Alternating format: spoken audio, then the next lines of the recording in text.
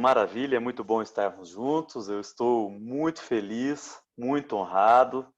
Reitero aqui o meu carinho, a minha amizade ao pastor André, esse querido amigo, coordenador deste grupo, desse centro de estudos, a EBD em questão. E louvo a Deus pela vida de cada um dos que fazem parte desse grupo de estudiosos, irmãos, irmãs, que se dedicam ao reino, que gostam de pensar o reino de Deus, que gostam de pensar a palavra de Deus.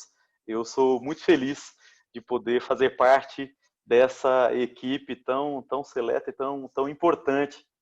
Mais importante ganha cada dia nos dias que nós vivemos, né? Estou feliz de ver aqui também alguns amigos, estou vendo ali o Daniel, né, nosso grande Daniel, nosso ministro. Muito bom ver pastor Vanderlei Batista também, homem de Deus, e tantos amigos, a irmã Neirivan com essa simpatia, esse sorriso maravilhoso,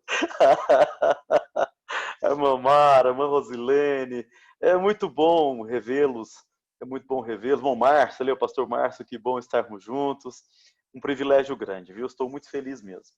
E nós estamos tratando, né, desde o primeiro encontro, nós estamos tratando aí daquilo que seria uma introdução à apologética, um pensamento sobre a apologética. A apologética é um assunto por demais profundo, por demais complexo, por demais rico. E, obviamente, que em um encontro como esse que nós fazemos, o máximo que conseguimos é levantar mais dúvidas, é levantarmos mais assuntos para pesquisarmos, né? Eu até falei no encontro passado que, que para mim se trata mais de um partilhar de angústias, né, de preocupações, do que, do que partilhar conhecimento mesmo. Diante da grandiosidade do assunto, eu me considero, né, um mero angustiado, só isso. E nós começamos analisando no encontro passado, vamos apenas en passant fazer uma rápida introdução. Nós, no encontro passado, falamos um pouquinho sobre o significado, né, o conceito etimológico da palavra apologética, e nós dissemos que a etimologia remete a duas origens para essa palavra. Uma origem que seria uma remissão ao deus grego Apolo, né, que é o deus da luz, é o deus da verdade para os gregos, era o deus responsável pela culpabilidade humana, o deus das leis das religiões, o deus do cosmos, né? Já que a gente fala tanto em cosmovisão, e então Apolo era no Olimpo, né? Na mitologia grega, esse deus responsável por essas áreas. E desse ponto de vista, a apologética faria remissão, então, ao deus Apolo. A apologética seria uma tradução daquilo que seria a função de Apolo no Monte Olimpo. Uma outra remissão etimológica vai buscar a composição de dois termos gregos, né? O termo ap ou apo e o termo logos, né? De lógica. Ap fala de cima, de trazer a destaque, de trazer a lume, de trazer a luz, de exaltar, de enaltecer algo, de defender algo, de trazer em alta conta alguma coisa. Então, apo, logos, seria a lógica da defesa, a lógica do trazer algo em alta conta, a defesa lógica de um determinado assunto, o enaltecimento, o realce que se dá a um determinado assunto. Então, essas são as duas aí origens etimológicas, duas remissões etimológicas do termo apologética, né? Bom, nessa ótica nós discutimos no encontro passado que Apologética, portanto, seria a defesa de alguma coisa, seria o enaltecimento de alguma coisa. Muitos definem a apologética como defesa da fé. Eu partilhei aqui a minha angústia e a minha dificuldade de usar essa definição, apologética como defesa da fé. Porque se eu imaginar que a fé é um dom de Deus, dons não precisam ser defendidos, dons precisam ser exercitados. Portanto, nessa ótica, eu não consigo enxergar a apologética como defesa da fé. Se eu imaginar ou se eu trabalhar com a ideia de fé como vontade livre e consciente, como exercício racional, decisão de acreditar em Deus, uma decisão nessa ótica e nesses termos também não precisa ser defendida. Portanto, eu tenho dificuldade de caminhar com a ideia da apologética como defesa da fé. Outros usam a apologética como defesa do pensamento cristão, outros aprofundam um pouquinho e usam a apologética como defesa do pensamento cristão evangélico, protestante, reformado, pentecostal, enfim, mas sempre usando a ideia da defesa de um pensamento. Eu costumo adotar para mim, eu costumo utilizar na minha forma de pensar a apologética não como defesa da fé, não como defesa de um pensamento. Eu costumo utilizar a ideia de apologética como defesa de uma exegese bem feita, defesa de uma exegese bíblica. Para mim, a apologética é a defesa da interpretação bíblica. Para mim, a apologética é a defesa da exegese bíblica, a defesa da correta leitura, da correta interpretação e da correta aplicação da Bíblia. Eu costumo trabalhar com a ideia de apologética dentro dessa visão.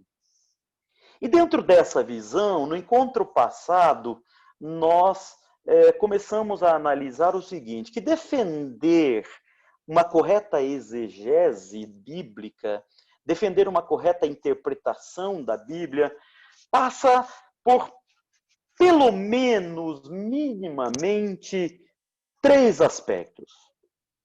E o aspecto que nós abordamos no encontro passado foi o olhar, o debruçar-se sobre a estrutura mediata ou endógena da Bíblia. Se eu vou defender a Bíblia, a primeira coisa que eu tenho que conhecer, eu tenho que saber, para falar em uma introdução à exegese, eu preciso conhecer a estrutura endógena da Bíblia. Eu preciso conhecer o DNA da Bíblia. Eu preciso conhecer como a Bíblia está estruturada, como ela foi feita, como ela nasce no coração de Deus. E no encontro passado, nós vimos que, para falar na estrutura endógena da Bíblia, nós dissemos que a Bíblia é um conjunto normativo. Um conjunto normativo hierarquicamente organizado. Nessa hierarquia, nós temos como alicerce, como base, como fundamentação da Bíblia, os princípios bíblicos. Os princípios bíblicos são o alicerce da Bíblia, a partir do que todo o conjunto normativo bíblico é escrito. Os princípios bíblicos, eles estão vinculados à própria personalidade de Deus. Os princípios bíblicos estão ligados, estão vinculados diretamente aos atributos do Criador da Bíblia, os atributos do próprio Deus. Portanto, quando nós olhamos para os atributos de Deus, nós encontramos os principais princípios bíblicos. Quando nós encontramos um Deus onisciente, nós encontramos o princípio da onisciência divina como um princípio bíblico. Quando nós olhamos Deus como onipresente, nós descobrimos o princípio da onipresença como um princípio bíblico. Quando nós enxergamos Deus como onipotente, nós encontramos o princípio da onipotência divina como um princípio bíblico. Quando nós encontramos a Bíblia se referindo a Deus como Jeová Tsidkenu, ou Deus da justiça, nós encontramos o princípio da justiça divina como um princípio bíblico. Quando nós encontramos Jeová Shalom, nós encontramos o princípio da paz, nós encontramos um Deus de paz, nós encontramos o princípio da paz como um princípio bíblico. Quando nós encontramos Jeová Shammah, quando nós encontramos Deus como Deus de amor, a Bíblia diz Deus é amor, nós nos deparamos com o princípio do amor divino, que é um princípio bíblico. Portanto, falar dos princípios bíblicos é falar nos atributos do seu autor, é falar nas características do seu autor, é falar no temperamento, é falar da natureza do próprio autor da Bíblia. Ele, os seus atributos, a sua natureza, a sua personalidade é o alicerce da Bíblia, é a fundamentação da Bíblia.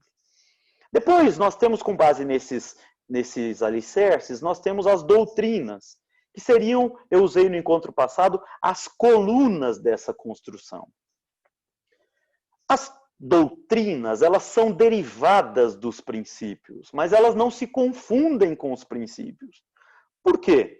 Porque os princípios bíblicos, como eles estão vinculados à figura do próprio Deus, eles são imutáveis no tempo e no espaço. O princípio bíblico não muda. Quando a Bíblia diz que Deus é o mesmo ontem, hoje e eternamente, a Bíblia está dizendo que os seus princípios, os seus atributos são os mesmos ontem, hoje e eternamente. Portanto, os princípios bíblicos, assim como o seu próprio autor bíblico, o autor da Bíblia, que é o próprio Deus, eles são imutáveis no tempo e no espaço. Agora, as doutrinas, elas não se confundem com os princípios, porque as doutrinas, elas sofrem adequação no tempo, nas dispensações. Se nós olharmos para a linha do tempo, do ponto de vista dispensacionalista, nós vamos ver as doutrinas ganhando aplicabilidade e conotações diferentes em cada uma das dispensações. Eu usei aqui, no encontro passado, como exemplo apenas, o princípio do amor divino, que dá origem à doutrina da salvação, à martiologia, que é um assunto tão importante para a EBD em questão nos dias que nós estamos vivendo. Ora, o princípio, ou melhor, a doutrina da salvação, na época da inocência, ela surgia como? O homem era inocente, o homem foi criado puro, o homem já estava no paraíso, o homem estava salvo.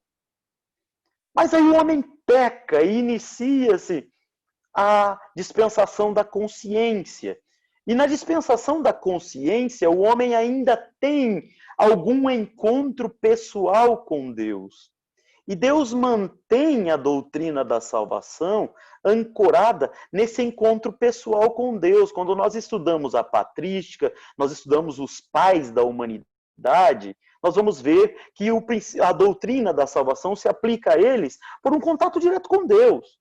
Se nós falarmos como foi salvo Noé, Noé foi salvo porque ele conversava direto com Deus. E assim vai com todos os nossos patrísticos, os nossos pais, os pais da humanidade. Mas aí vem a dispensação da lei com Moisés.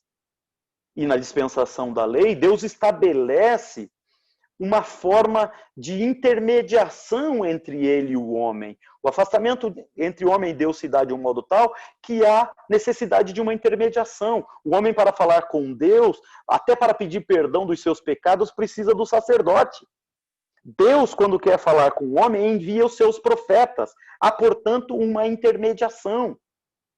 E nesse momento, a doutrina da salvação se adequa à dispensação da lei. Quem quer ser salvo tem que se submeter a confessar o seu pecado junto ao sacerdote. O sacerdote oferece um sacrifício, etc., para que o seu pecado seja coberto. A doutrina da salvação ganhou uma conotação diferente, uma aplicabilidade diferente. Aí vem Jesus. nasce, né, quando Jesus celebra a ceia e diz, este cálice é o novo testamento do meu sangue, fazer isso em memória de mim, ele dá abertura a uma nova dispensação. Agora não é mais a dispensação da lei. Ele muda o sentido da ceia, dizendo, olha, até agora, né, ele tomou o cálice, comeu, depois tomou e tendo, né, ceado, tomou o cálice e disse, este cálice é o novo testamento do meu sangue. E ele inaugura ali a dispensação da graça. E então nós temos que agora não é mais a intermediação sacerdotal. Agora Cristo é o Cordeiro Imaculado oferecido por todos os homens que perdoa o pecado da humanidade. E então nós temos a doutrina da salvação agora saindo da lei e partindo para a graça. Nós temos a doutrina se adaptando, se adequando, se organizando de acordo com a dispensação.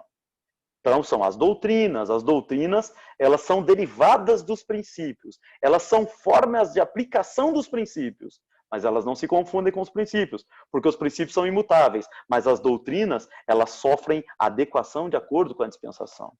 E nós falamos no encontro passado também que esse conjunto normativo, ele se perfaz de outros elementos, de outras normas. A base são os princípios, as doutrinas são as colunas, e depois nós temos as paredes, as janelas, o telhado desse edifício teológico. Nós temos os usos, que são as práticas reiteradas convergentes não pacificadas, como falamos no encontro passado. Nós temos as doutrinas, que são as práticas reiteradas e convergentes já pacificadas, como nós falamos no encontro passado. Nós temos os dogmas, que são decisões institucionais, são decisões do colégio apostólico, são decisões da liderança da igreja, que são legítimos, são bíblicos. A Bíblia faz questão de retratar o concílio de Jerusalém para deixar claro que os dogmas também são legítimos. Mas, enfim, isso nós já vimos no encontro passado, está lá no YouTube, para quem quiser rememorar essa parte que nós já olhamos. E nós finalizamos no encontro passado dizendo o seguinte, que dentro desse olhar que fazemos para a estrutura endógena, para o DNA da Bíblia, nós temos um conjunto normativo, mas o que chama atenção é que esse conjunto normativo ele não existe só para ser obedecido. Lembra que nós falamos no encontro passado? Não basta obedecer esse conjunto normativo. Esse conjunto normativo ele não existe só para que nós obedeçamos. Eu até fiz menção de Immanuel Kant, que diz que é possível que as pessoas estejam fazendo tudo certo e ainda assim vivam uma república de demônios. Portanto, não basta fazer o certo. É necessário fazer o certo pelo motivo certo. É por isso que a Bíblia, inclusive, diz: tende em vós o mesmo sentimento que houve em Cristo Jesus. Não as mesmas atitudes apenas. Se você agir, praticar todas as tuas ações como Jesus, ainda não é suficiente. Porque Jesus não foi só ação. Jesus foi ação motivada pelo motivo certo. Isso está muito claro em João 3,16. Deus agiu, deu seu filho. Mas por que é que ele agiu? João 3,16 começa dizendo, porque amou. Deus amou de tal maneira que deu o seu filho. Só dar o filho, se não fosse por amor, não adiantaria. Mas ele deu o filho por amor. E quando Paulo diz, tende em vós o mesmo sentimento que houve em Cristo Jesus, a palavra de Deus está nos dizendo que nós devemos agir corretamente, mas também pelos motivos certos, pelas razões certas. Então a Bíblia, ela não é um conjunto normativo só para ser obedecida. A Bíblia é um conjunto normativo que existe para operar em nós a metanoia, a metamorfo, para nos transformar. É aquilo que está em Romanos 12:2. Não vos conformeis com este mundo, mas transformai-vos pela renovação do vosso entendimento. É aquilo que Paulo usa quando ele diz assim, meus amados, por quem sinto de novo as dores do parto, até ser Cristo gerado em vós. E ele usa de novo a metamorfo, na ideia de que nós precisamos praticar de um modo tal o conteúdo endógeno da Bíblia, que esse conteúdo nos transforme de um modo tal que já não somos mais nós que vivemos. É Cristo quem vive. Quando falamos, é Cristo quem fala. Quando agimos, é Cristo quem age. Quando expulsamos demônio, é Cristo quem expulsa demônio. Quando nós oramos pelos enfermos e os curamos, não somos nós que estamos curando os enfermos. É Cristo, através de nós, que está curando os enfermos. Isso também nos convida à humildade, porque se é Cristo que age através de mim, eu não tenho mérito nenhum. Se é Cristo que fala através da minha boca, eu não tenho mérito nenhum. Se é Cristo que repreende os demônios através de mim, eu não tenho mérito nenhum. Se é Cristo que repreende as enfermidades através de mim, eu não tenho mérito nenhum. Isso é a transformação. É Paulo dizendo, já não sou mais eu quem vive, é Cristo que vive em mim. Eu não tenho méritos. Todo mérito é daquele que vive através de mim. Eu apenas sou alguém que se transformou de um modo tal que a natureza de Cristo tomou conta da minha natureza e eu exalo a natureza de Cristo em minha vida. Então, eu não sou somente atitudes, eu sou interior. Eu não sou somente atitudes, eu tenho em mim o mesmo sentimento de Cristo Jesus. Eu tenho em mim a natureza de Cristo gerada dentro de mim. Esse é o objetivo da Bíblia. Esse é o DNA da Bíblia. Quando nós vamos falar em apologética, essa é a primeira coisa que nós temos que compreender. A Bíblia não existe somente para ser obedecida. A Bíblia existe para transformar a humanidade na pessoa de Cristo, aproximar-nos da nossa criação lá no Éden, imagem e semelhança do próprio Deus. A Bíblia existe para nos fazer avançar, para nos fazer melhorar de um modo tal que nós chegamos mais perto daquilo que a Bíblia mesmo chama de estatura de varão perfeito. Esse é o alvo, esse é o objetivo. Com isso, eu termino essa parte da estrutura endógena da Bíblia, da estrutura interna da Bíblia. Agora eu tenho mais 2 elementos para abordar com vocês. Primeiro elemento para introduzir a apologética, a estrutura endógena da Bíblia. Segundo elemento para discutirmos a apologética, e isso já na estrutura exógena da Bíblia. Na estrutura exógena da Bíblia, na estrutura externa da Bíblia, nós temos 2 elementos. Primeiro elemento é a figura, é a pessoa do próprio apologeta. Quais os elementos mínimos que a pessoa do apologeta deve carregar? Então, primeiro aspecto, o DNA da Bíblia. Segundo aspecto, a estrutura do próprio apologeta. Qual a estrutura mínima que o apologeta deve ter? Quais as características mínimas que um apologeta deve ter? Eu anotei algumas aqui, que são aquelas que eu considero mínimas. Primeiro, o apologeta ele tem que ter uma teologia escrita a lápis. Pastor, o que o senhor quer dizer com teologia escrita a lápis? A teologia, a exegese bíblica, ela é algo em constante desenvolvimento. A teologia, a exegese bíblica, ela não está pronta. Quando o próprio Paulo diz assim, ó profundidade das riquezas, tanto da sabedoria, e ele discorre sobre isso, Paulo está dizendo, é muito mais profundo do que você pensa. É muito mais do que você já conseguiu descobrir. É muito mais do que você já conseguiu imaginar. É muito mais do que aqueles conceitos que você acredita que já estejam fechados. E o verdadeiro apologeta, ele tem que ter essa consciência de que os mistérios de Deus, a sabedoria de Deus, a riqueza bíblico-teológica, a profundidade bíblico-teológica é muito maior do que aquilo que ele já conseguiu aprender. É muito maior do que aquilo que ele já conseguiu enxergar. É muito maior do que aquilo que ele já conseguiu estudar. A sabedoria humana é ínfima e muito pequena para compreender essa profundidade. Quem exclamou isso foi Paulo. Paulo. Paulo não era um Carlos Eduardo. Paulo era um doutor da lei hebraica.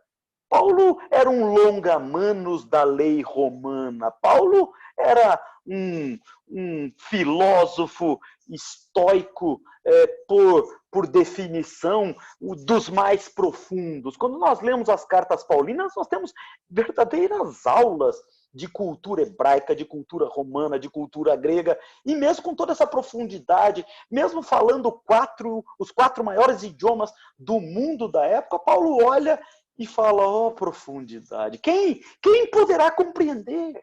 Quem poderá entender essa profundidade?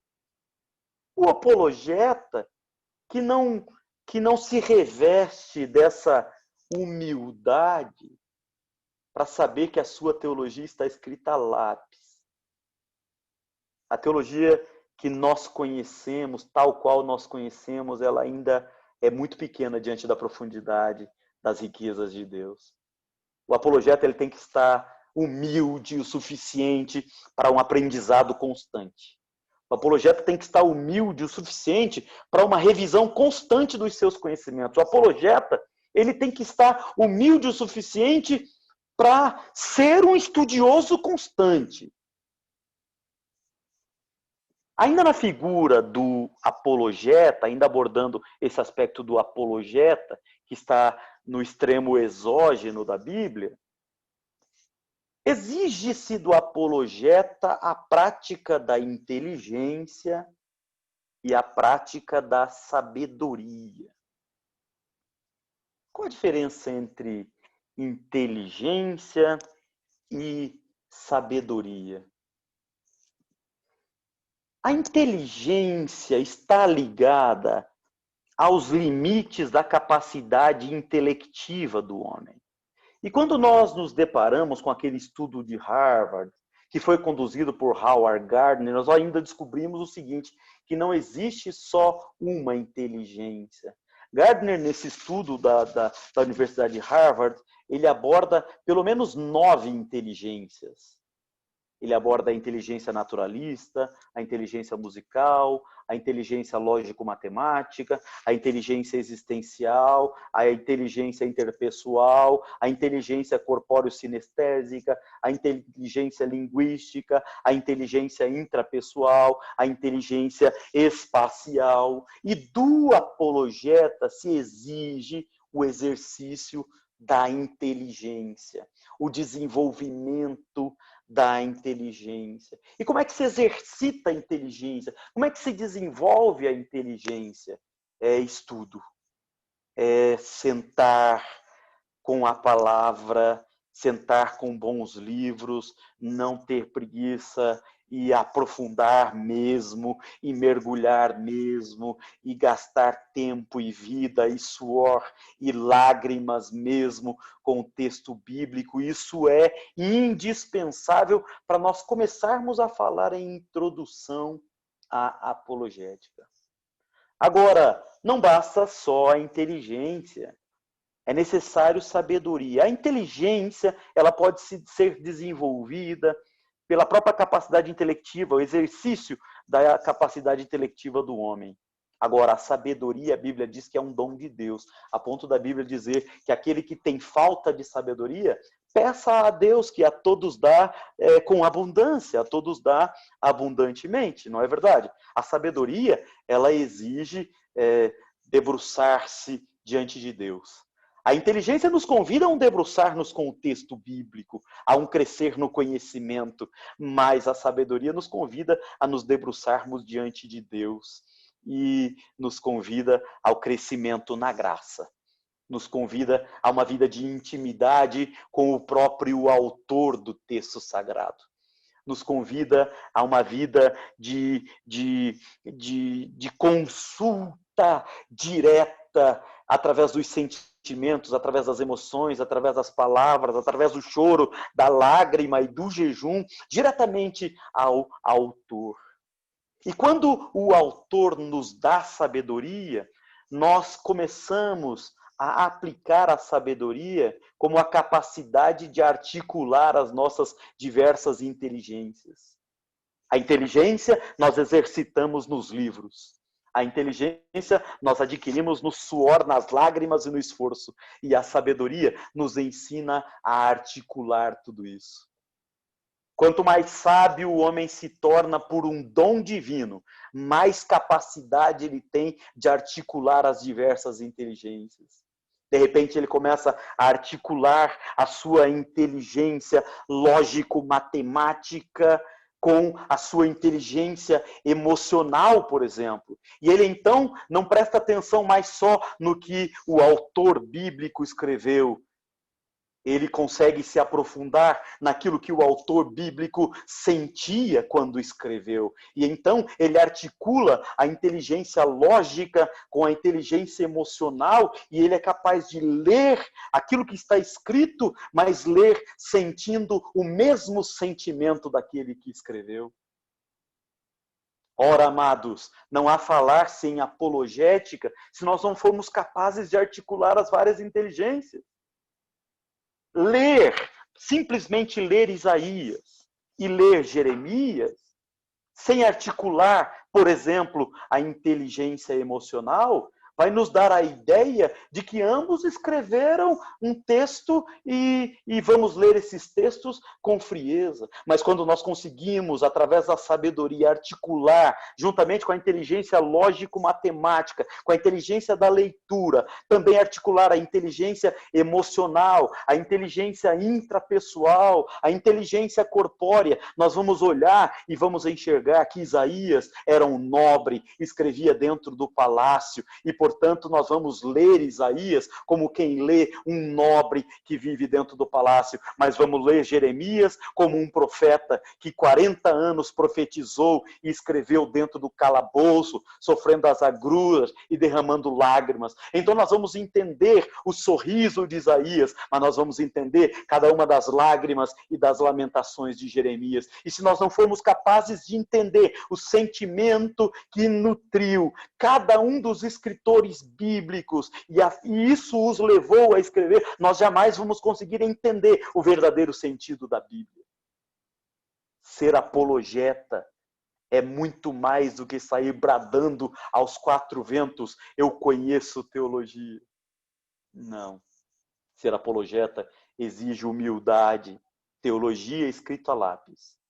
Ser apologeta exige exercício da inteligência, mas exige também o exercício da sabedoria, o pedir de Deus, Senhor, eu quero ter mais sabedoria, para poder ler o texto sagrado e compreender os sentimentos que o motivam.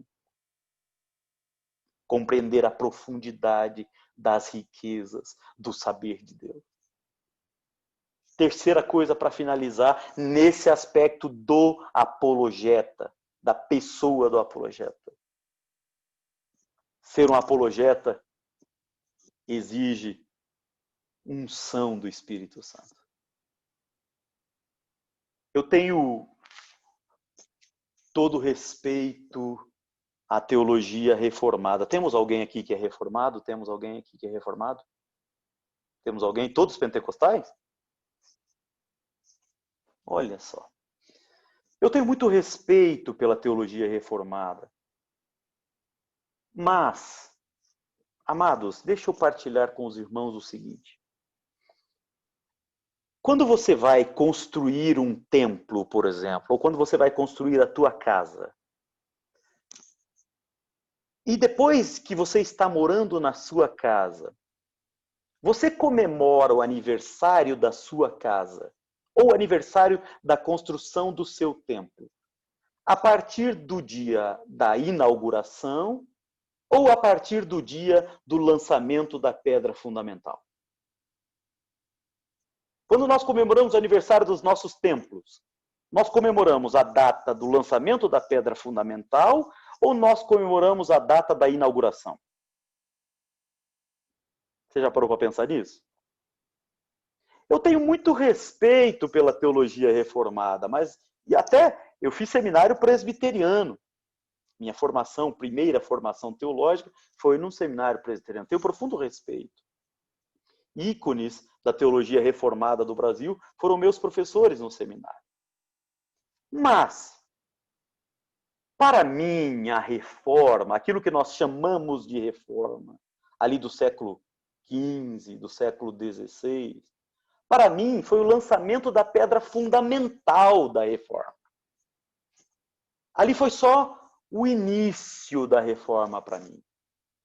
Para mim, o momento em que Deus se agradou da reforma, o momento em que Deus recebeu a reforma, o momento em que Deus carimbou a reforma, para mim, foi o momento em que Deus enviou porção maior do seu Espírito. Quando eu olho para a Bíblia Sagrada, é sempre assim. Não é verdade? Qual é o momento mais importante de todas as reformas bíblicas? Em Neemias, Esdras, na inauguração do templo e nas diversas reformas bíblicas. Qual é o momento mais importante, se não aquele momento, por exemplo, retratado em Crônicas na inauguração do templo? Não quando foi lançada a pedra fundamental do templo, mas sim quando o templo estava todo pronto, todos os ornamentos foram levados para o templo, todos os objetos sagrados foram levados para o templo. E então os sacerdotes e levitas, dizem em Crônicas, se não me falha a memória 13, os sacerdotes e os levitas e todo o povo começaram a cantar e dizer: louvai ao Senhor porque Ele é bom, porque a sua benignidade dura para sempre. E então, nesse momento, uma nuvem desce do céu, toma conta do átrio, toma conta do lugar santo, se instala no lugar santo dos santos. Aquele chão treme, os sacerdotes não podem estar em pé, colocam a sua boca no pó, porque a glória de Deus se manifestou nesse lugar. Qual é o momento a ser comemorado? Quando lançaram a pedra fundamental do templo? Ou esse momento, quando a glória do Senhor se manifestou?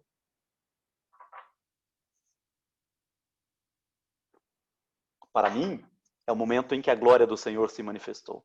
Todas as reformas bíblicas, para mim, elas recebem o selo de autenticidade quando o Espírito Santo de Deus se manifesta fisicamente.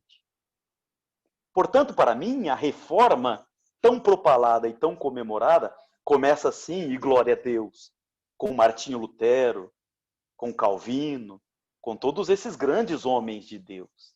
Mas para mim, o selo, o carimbo, a inauguração da reforma acontece principalmente num lugar chamado Rua Azusa, quando o Espírito, ou melhor, antes um pouco, lá no Seminário Betel, em Topeka, Kansas, quando a irmã, até me esqueci o nome dela, dobra os seus joelhos naquele culto de passagem de ano, e ela diz assim: eu estou sentindo que vocês deveriam orar por mim com imposição de mãos. E os alunos seminaristas, todos eles apenas reformados, nenhum batizado com o Espírito Santo, mas oram por ela, e a nossa irmã recebe o batismo com o Espírito Santo. E em pouco tempo, todos aqueles alunos estavam batizados com o Espírito Santo, e em pouco tempo, o professor Parham estava batizado com o Espírito Santo, e em pouco tempo, Durham estava batizado com o Espírito Santo, e em pouco tempo, esses pastores batizaram, oraram, e foi batizado com o Espírito Santo também William Seymour, o autor do avivamento da Rua Azusa. E a partir desses homens também Daniel Berg e Gunnar Wingren também são batizados com o Espírito Santo e vêm dar origem aqui à Igreja Assembleia de Deus. Para mim, esse é o momento do carimbo. Esse é o momento da inauguração da reforma. Esse, para mim, é o momento a ser comemorado. Não quando foi lançada a pedra fundamental, mas quando a glória do Senhor se manifestou. Portanto, amados, ser um apologeta, para mim, exige porção do Espírito. Exige presença dos dons, exige manifestação espiritual genuína e verdadeira. Aí talvez algum teólogo reformado diga assim para mim: Pastor Carlos, mas os dons não têm que ser olhados pela ótica da palavra? Sim, sim. Todo dom deve ser filtrado, analisado e verificado pela ótica da palavra. Qualquer manifestação espiritual que se choque com a palavra, a preferência é da palavra. Agora, quem teve a experiência da manifestação espiritual na sua vida sabe muito bem,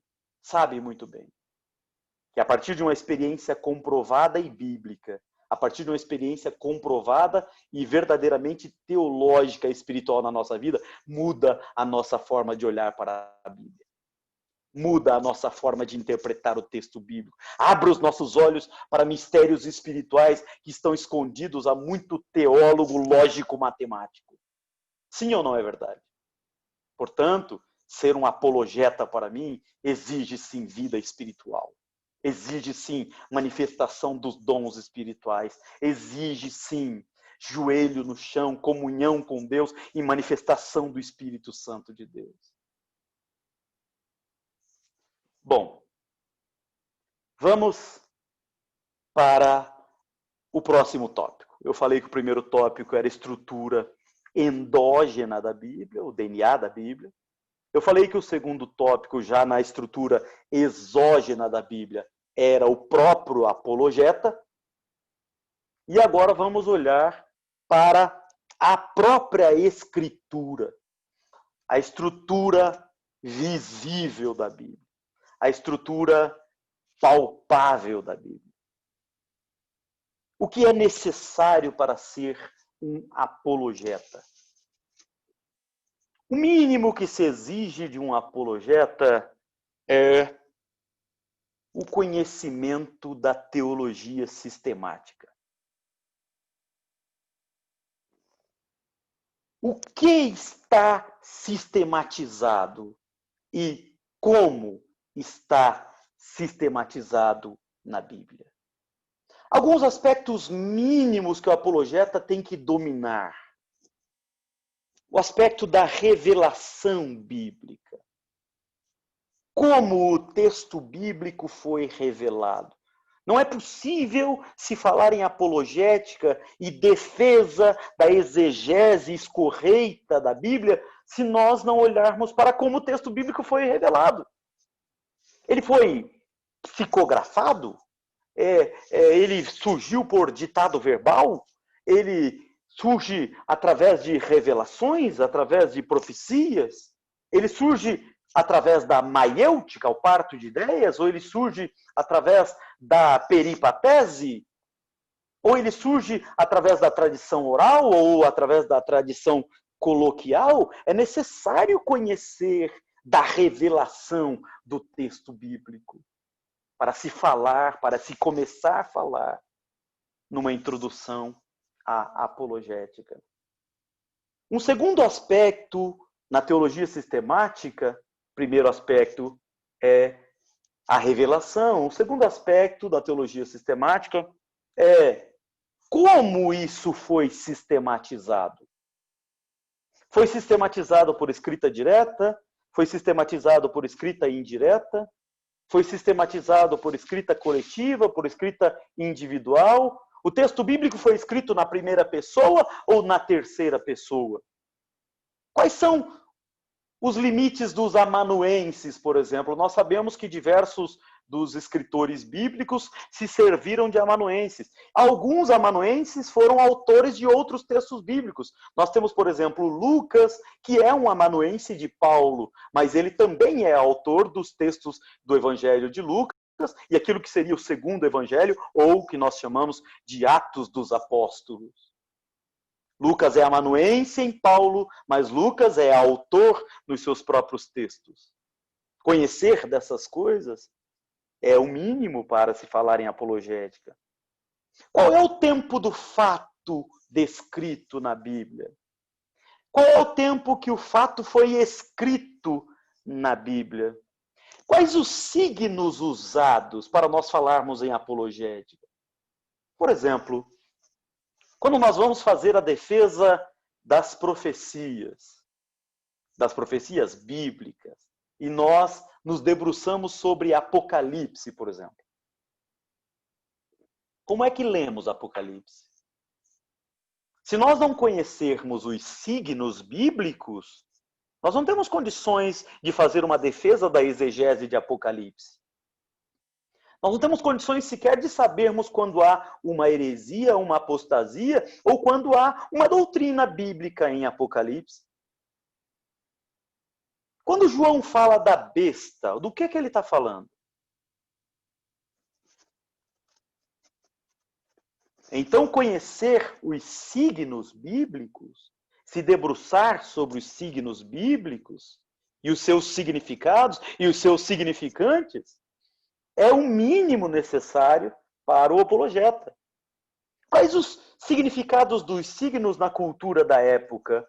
Porque besta para João poderia ser uma coisa bem diferente de besta para Martinho Lutero, por exemplo, quando traduziu a Bíblia. E talvez a besta seja algo totalmente diferente para a minha cultura e para a tua cultura. Então, como ser um apologeta se nós não nos debruçarmos sobre a teologia sistemática e sobre os signos bíblicos? Como nós sermos um apologeta se nós não nos debruçarmos sobre a teologia sistemática e sobre o momento subjetivo dos autores? Como eu disse, eu não posso ler Jeremias da mesma forma que leio Isaías. Eu não posso ler Paulo da mesma forma que eu leio Pedro. E eu não posso ler Pedro da mesma forma que eu leio Mateus. Mas como assim, pastor? Por que eu não posso ler? Por quê? Porque é necessário analisar o aspecto subjetivo do autor. Paulo, se nós formos olhar para... É lógico que hoje nós temos definições modernas muito melhores que nós poderíamos usar em Jung e em outros psicanalistas e psicólogos e psiquiatras. Nós vamos pegar a forma de classificação da natureza humana lá dos gregos. Paulo, na classificação grega de natureza humana, era um colérico. Agora, Pedro, na classificação grega de natureza humana, era um sanguíneo, aspectos completamente diferentes. Pedro era um cara que agia precipitadamente e logo se arrependia. Paulo, muito diferente. Paulo era alguém muito difícil de se arrepender. Paulo era alguém muito difícil de voltar atrás. O Pedro, quando nega Jesus, imediatamente chora e se arrepende. O Paulo, quando tem uma confusão com o João Marcos, quando ele fica zangado, porque na segunda viagem missionária, na primeira viagem missionária, o João Marcos abandonou a equipe, quando Paulo assumiu o comando da equipe, no exato instante em que Lucas vinha dizendo Barnabé e Paulo, Barnabé e Paulo, Barnabé e Paulo, e de repente Lucas muda a escrita e começa a falar Paulo e Barnabé, nesse exato instante onde Paulo assume o priorado, assume a primeira posição na caravana, João Marcos abandona a caravana e vai embora, porque era parente de Barnabé, e não aceitou a liderança de Paulo. Quando foi que Paulo foi se arrepender disso? Na segunda viagem missionária, Paulo rompe com Barnabé por causa disso. Barnabé, o seu mentor, Barnabé, quem tinha acreditado Paulo diante do colégio apostólico. Mas Paulo é um homem colérico. Paulo não perdoa fácil. Paulo não esquece fácil. Paulo não deixa para lá fácil, diferente do Pedro.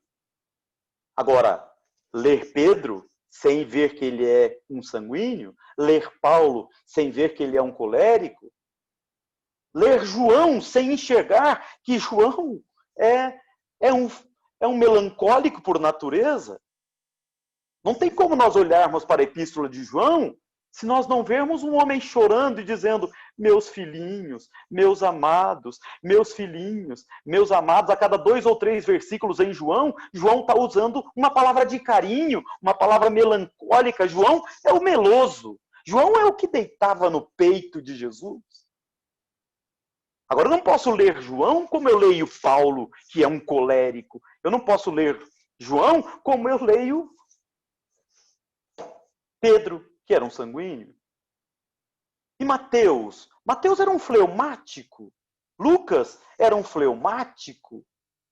Minudente, minucioso, detalhista. Quando eu vou ler Pedro, eu posso ler rápido.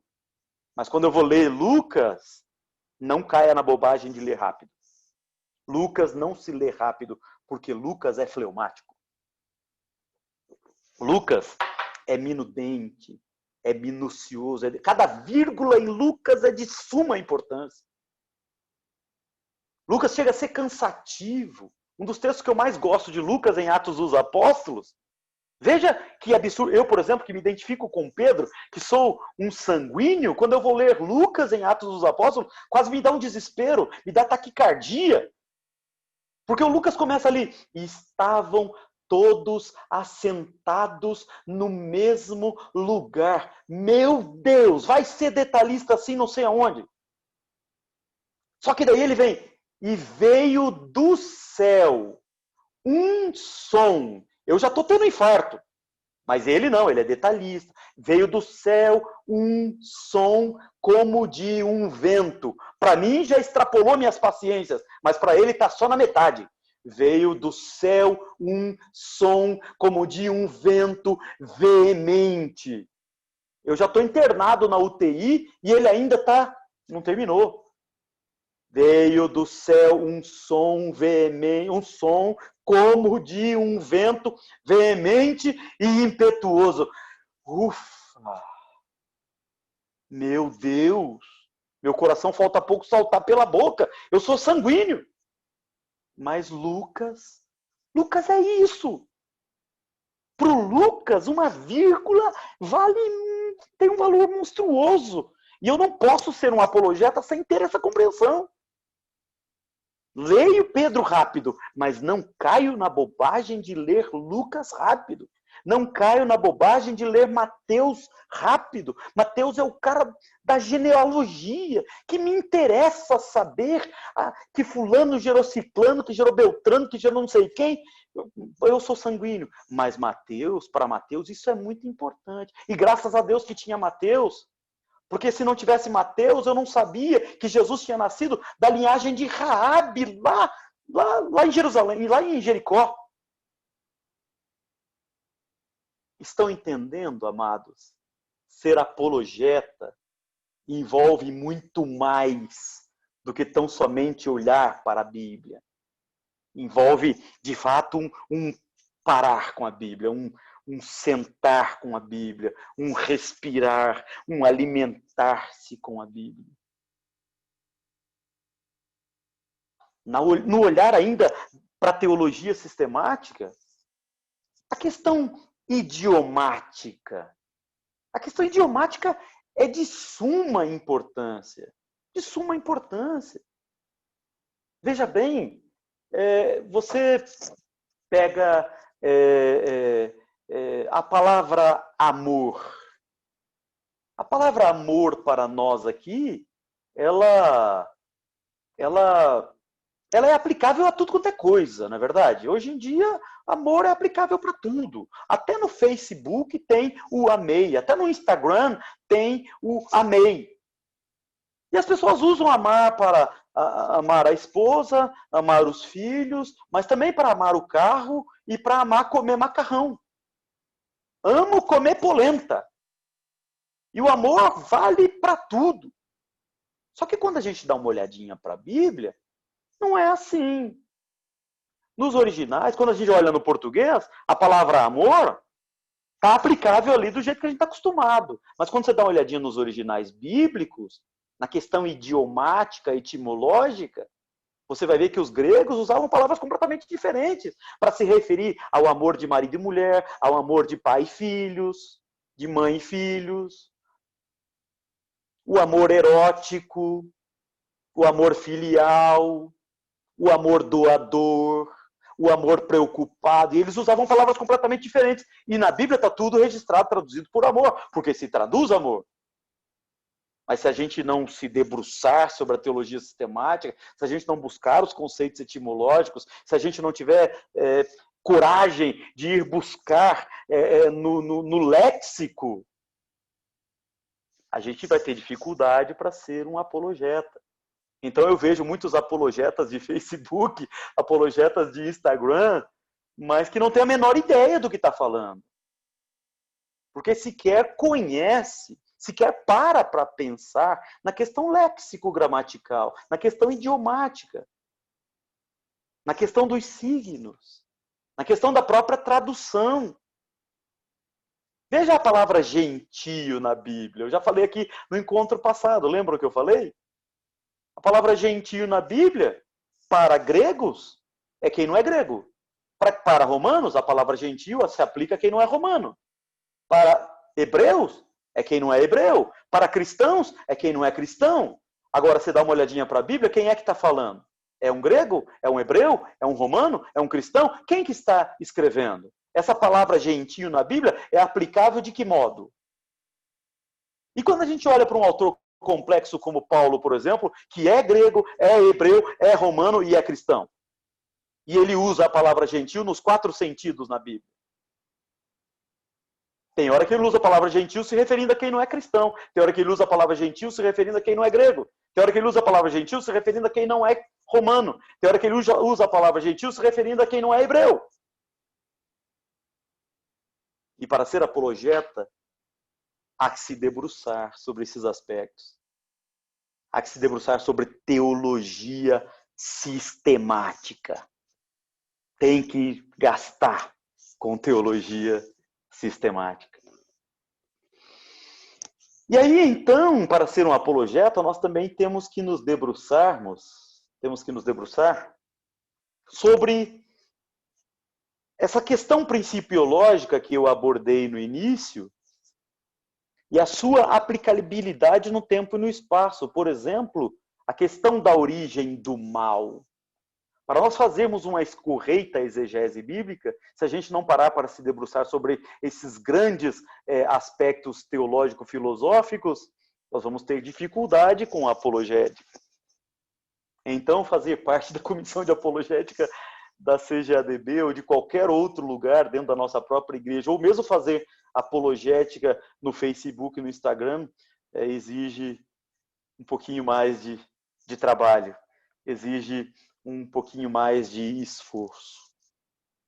Mas a partir do momento que você consegue compreender esse arcabouço, tanto da estrutura endógena da Bíblia, quanto da estrutura exógena da Bíblia, nessa estrutura exógena, a teologia sistemática e também a figura do exegeta, então vai ficando mais fácil você resolver alguns problemas. Vou citar um problema que nós estamos vivendo na realidade, apenas para que os irmãos e as irmãs levem para pensar. Hoje nós estamos vivendo uma proeminência de alguns teólogos reformados. Alguns teólogos reformados que adotam o pensamento, por exemplo, da doutrina da salvação sob a ótica do Calvino. A linha pentecostal no mundo todo adota a teologia da salvação sob a ótica do Armínio. Como resolver essa situação e onde está o cerne do problema? Se nós, por exemplo, formos nos postar como apologetas e fazermos a defesa de uma correta exegese bíblica. Normalmente se discute, e há séculos se discute essa questão da doutrina da salvação, de um ponto de vista raso, de um ponto de vista das colunas teológicas. Mas o problema não está nas colunas teológicas, o problema está nos alicerces teológicos. Vejam bem, todos concordam que Deus é amor? Todos nós concordamos que Deus é justiça?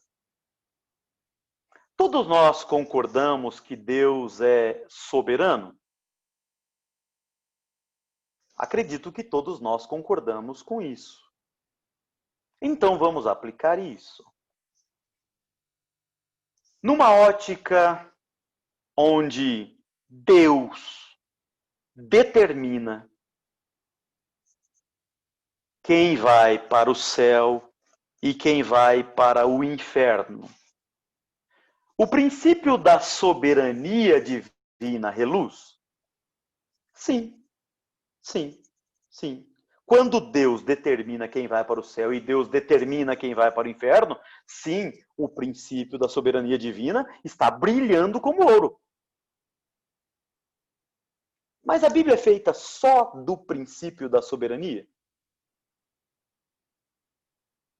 Uma segunda pergunta que o apologeta faz é o seguinte: existe hierarquia entre princípios? Uma terceira pergunta que o apologeta deve fazer: para privilegiar um princípio, eu posso anular outro? E a resposta é não. Eu não posso privilegiar um princípio e anular outro. Se eu privilegio um princípio bíblico e anulo outro, eu não estou fazendo apologese. Eu não estou agindo como um apologeta. Eu não estou fazendo uma exegese correta da Bíblia. Então, o princípio da soberania divina ele tem que coexistir na doutrina da salvação com o princípio da justiça, com o princípio do amor divino. Então fica aqui para nós pensarmos. Quando Deus predetermina quem vai para o céu e quem vai para o inferno, Deus está agindo como Deus justo. Eu posso piorar a pergunta. Quando Deus predetermina quem vai para o inferno, Deus está agindo como amor?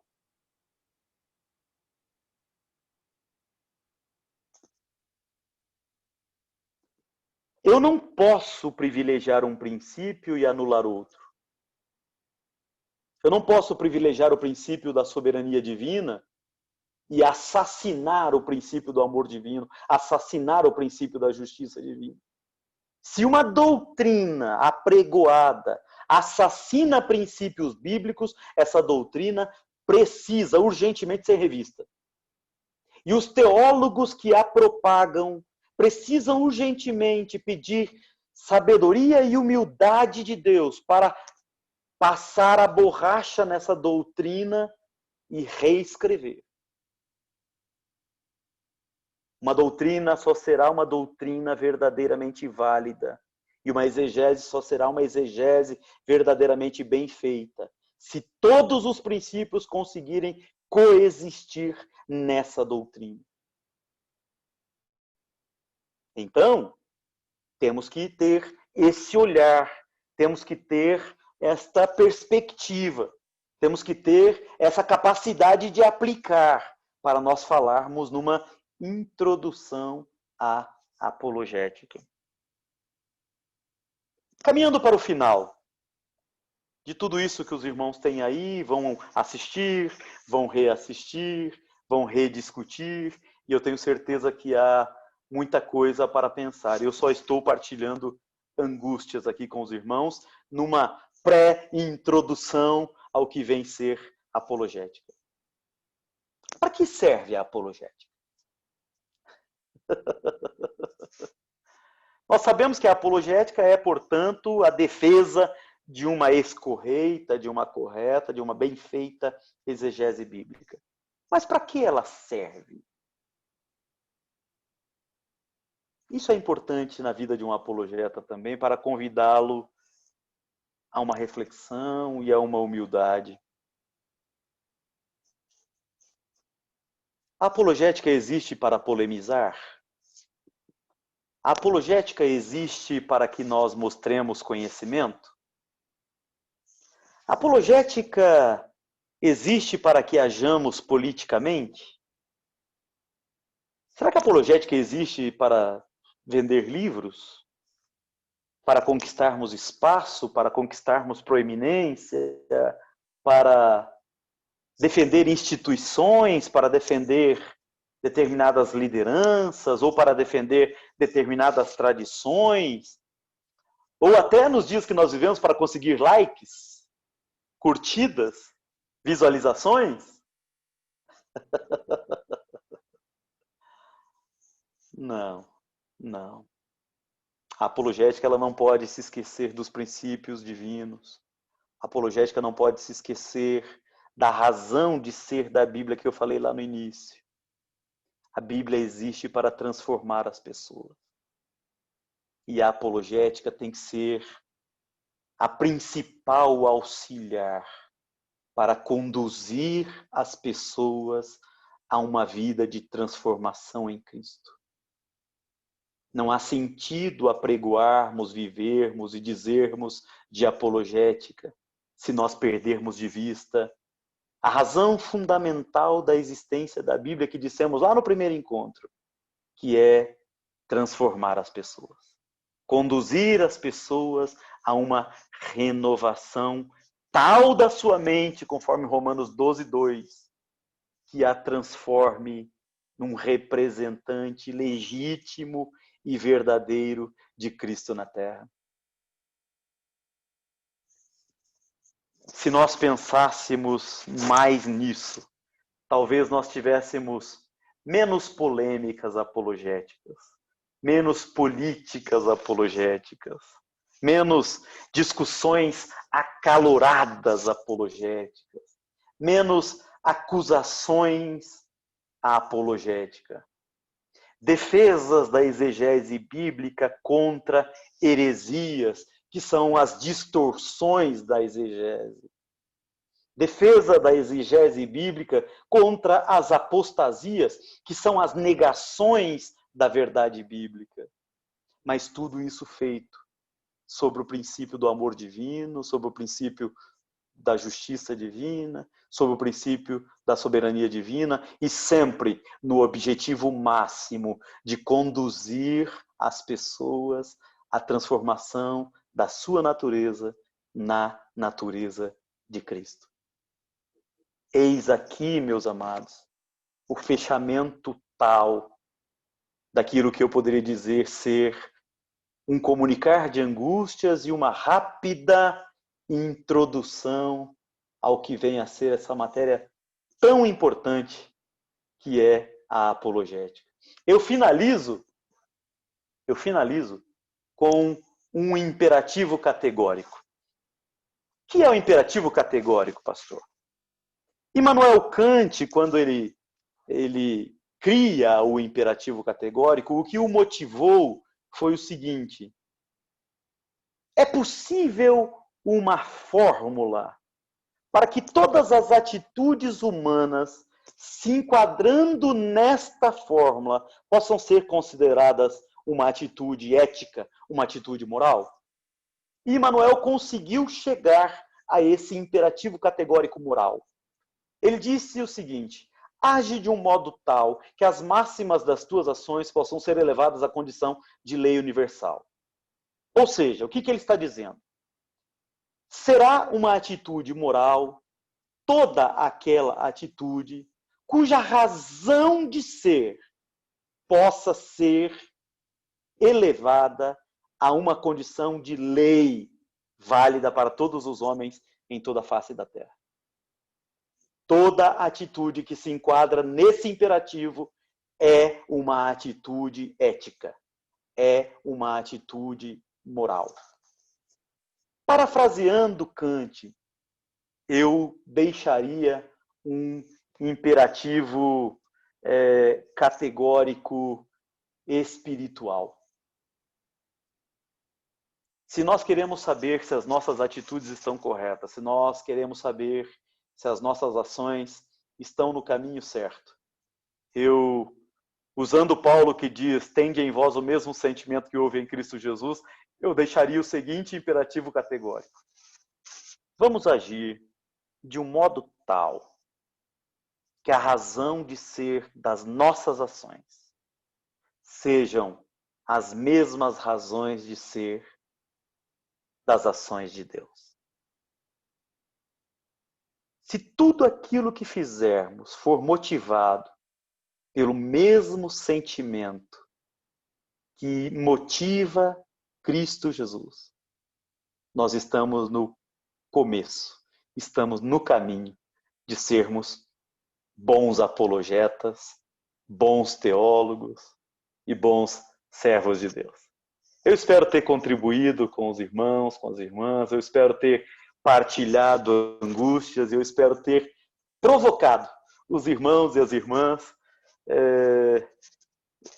nessas mesmas angústias que tenho, que escrevi a lápis e que estou dia a dia procurando melhorar e aprender e caminhar e me aproximar de Deus e pedir sabedoria de Deus para poder entender. Deus abençoe a todos. Muito obrigado, pastor André. Muito obrigado, meus queridos amigos, minhas queridas amigas, meus queridos irmãos e irmãs. Amo vocês. Beijo no coração. Muito feliz de estarmos juntos.